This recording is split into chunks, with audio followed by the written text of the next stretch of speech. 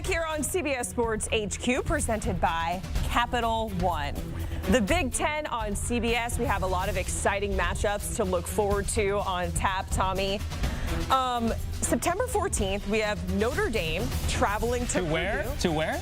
Purdue. Or Pucon, depending on what you want to say. And we have more news coming out, plus longtime CBS Sports analyst Aaron Taylor joining the CBS Sports Network's College Football Today crew, giving us pregame, halftime, and postgame coverage. Tommy, we got to get used to Notre Dame. Just like football, reps. It's going to take all the reps. Speaking of Aaron Taylor, he is joining us here on HQ. We are excited to watch you in studio with the College Football Today crew. So let's get into some of the matchups, Aaron. The first Big Ten game on CBS, Notre Dame traveling to Purdue, the Fighting Irish's third game, the Boilermakers' second after a bye week. What excites you the most about this matchup? Well, it's one that I played when I was in college in South Bend many moons ago. So I know that this can be not as big of an interstate rivalry as we've seen in other places, but a lot of familiarity and a really good matchup that I'm glad to see coming back. What's so interesting about this is what Ryan Walters, the defensive coordinator turned head coach for Purdue, is going to be able to do with that team. Hudson Card, their quarterback, figuring out some things to get better play there, protecting the football, showing the defense up is certainly on the docket for them, but all eyes are on the Irish. We want to see if this can be Marcus Freeman's first time being able to crack through, break through, and get into that playoff and make some noise on the national level, which is something Notre Dame hasn't been able to do with much success. So Will Howard, the quarterback, coming in, a lot of different things going on in a lot of different places, but Riley Leonard, from Duke, the transfer, he's a dual threat quarterback. He's got some ability. We know he's got a lot of toughness, but can he be durable and available all season long for the Irish? Because they've gotten some help at the wide receiver position. They always are going to be able to run the ball. The offensive line will look pretty good, but that quarterback's position is going to be quintessential.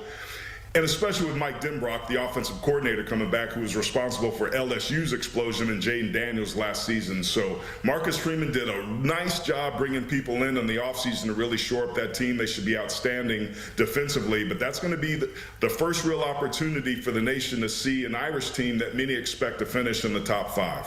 There's certainly high expectations for Notre Dame season after season. Let's talk about USC. In week 3, they have a big one heading to the Big House, taking on the defending champs, Michigan. It's the first time these two teams are meeting up since the Rose Bowl back in 2007. What are you going to be watching for this exciting matchup, Aaron? Whoa, Nelly.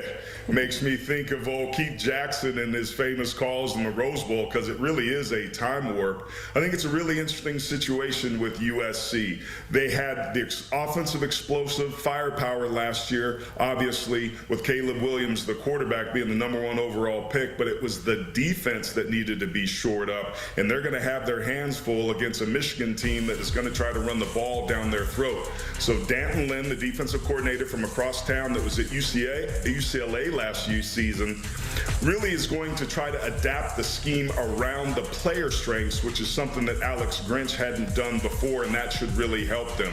They're going to need that. USC heading into the Big Ten, it's a different brand of football than they saw on the West Coast. So can you get stops on 3rd and 4th down? Can you get stops in the red zone? Last year, that answer was known. If they don't figure that out against a much improved Michigan team, they're going to have some problems. And for Michigan, Sharon Moore, the new head coach, what's that transition going to be like? It's going to be smash mouth football at the line of scrimmage, run, play action, taking shots over the top. And I think there might be a step back, a little one for Michigan this year, but don't expect anything other than Michigan to continue the success that they've had, beating Ohio State the last 3 seasons, culminating with a national championship last year.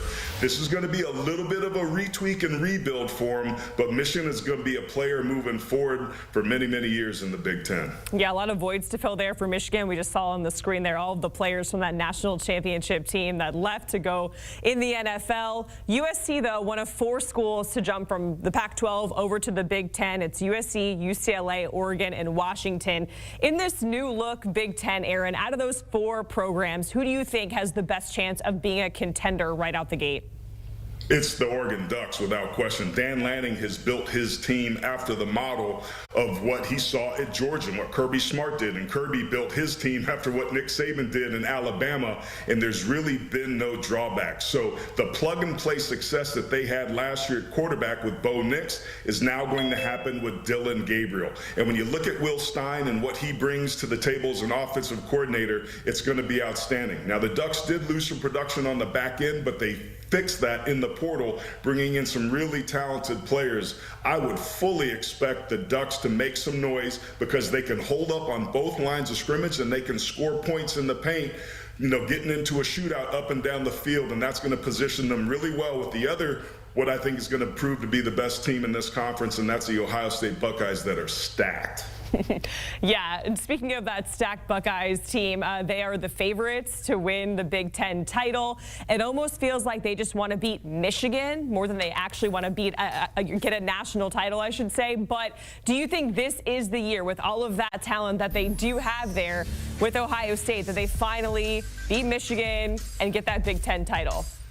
This is the first year in the last 3 where you could say with some sort of confidence that Ohio State has a better roster than Michigan does. It's incredible what they've been able to do in the offseason, not just in bringing players in, but maintaining their current players like Ibuka, the wide receiver, who easily could have went to the NFL or been paid going somewhere else. So it is beat Michigan or bust. If Ryan Day does not find a way to beat the Michigan Wolverines this season, I don't think it'd be the right one, but I think they'd run him out of town. Now, he can beat them and get into the playoffs and maybe stumble his toe a little bit. I think the fan base can stomach that, but losing to the team up north 3 years in a row is a no-go for him in that position, and the good news for him is that he's got a roster where he can do that. The fact that players didn't leave is an indicator of just how well respected Ryan Day is with his players, and that secret sauce is going to be what I believe carries them over the top in 24.